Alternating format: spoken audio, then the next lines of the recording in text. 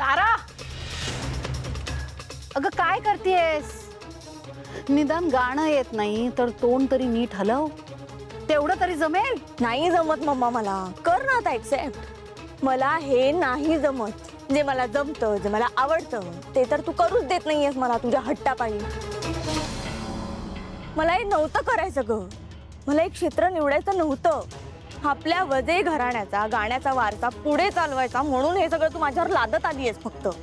आणि आपली लेक गायिका व्हावी ह्या तुझ्या स्वप्नापायी तू किती जणांना वेठीला धरलंय ते कळतंय का तुला? तारा, माझ्याशी या भाषेत बोलायचं नाही. तारा, आधीच सांगून ठेवतेय.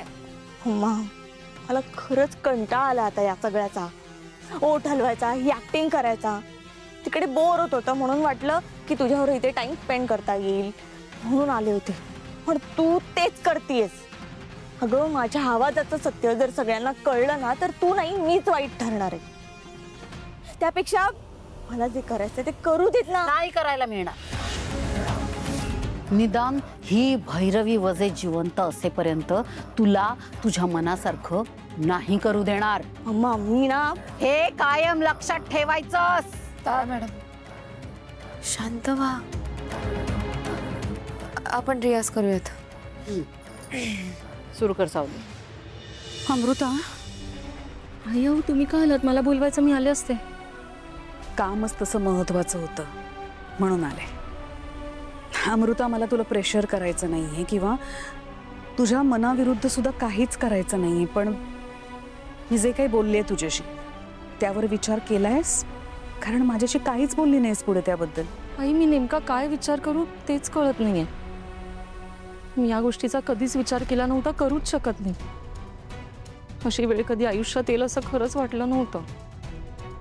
आली आहे ना, पण प्रत्येकाच्या आयुष्यात कठीण वेळ ही येतेच. अनेक प्रसंग येतात, पण त्या सगळ्याला आपण सामोरं जावंच लागतं. त्यातून पळवाट नाहीये. अशी वेळ शत्रूवर सुद्धा येऊ नये. आई, एकीकडे माझं भविष्य मला कसलीच आशा दाखवत नाही आणि दुसरीकडे आजची परिस्थिती मला माझं भविष्यही ठरवू देत नाही. काय करू तेच कळत नाही. कळतंय मला, पण ऐक, माझ्यावर विश्वास आहे? हो आई, तुमच्यावर पूर्ण विश्वास आहे माझा. आणि मला माहिती आहे तुम्ही कुठलाही निर्णय चुकीचा नाही घेणार.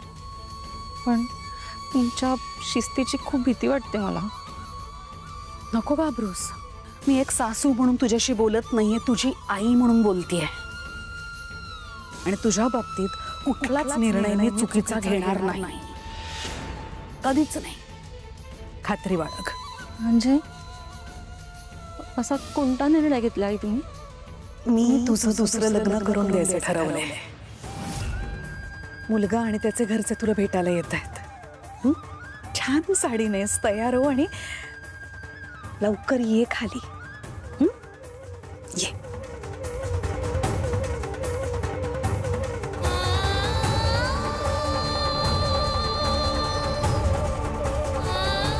नंतर एक पोरगी आली, एकदम धीट. आणि ती व्यक्ती म्हणजे अहिल्या वेसकर.